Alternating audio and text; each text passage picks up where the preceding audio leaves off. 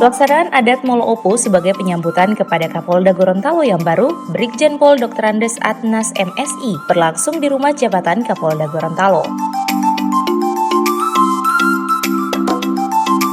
Sebelumnya, prosesi adat Gorontalo ini diawali dengan adat Mopotolungo kepada Kapolda Lama, Brigjen Pol Wahyu Widada.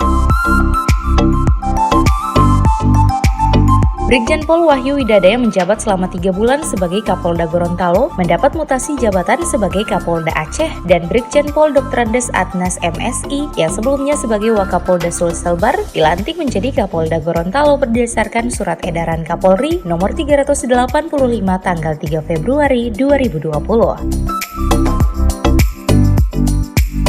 Dalam adat Gorontalo, prosesi adat Mopotolungo merupakan salah satu adat masyarakat Gorontalo yang dilaksanakan kepada pejabat negara yang telah selesai melaksanakan tugas. Sementara adat Molo Opu merupakan prosesi adat penyambutan kepada pejabat negara yang akan melaksanakan tugas di Gorontalo. Sehingga seluruh rangkaian prosesi adat tersebut memiliki makna sebagai penanggung jawab keamanan di tanah Gorontalo, dapat memberikan kenyamanan dan keamanan bagi seluruh lapisan masyarakat.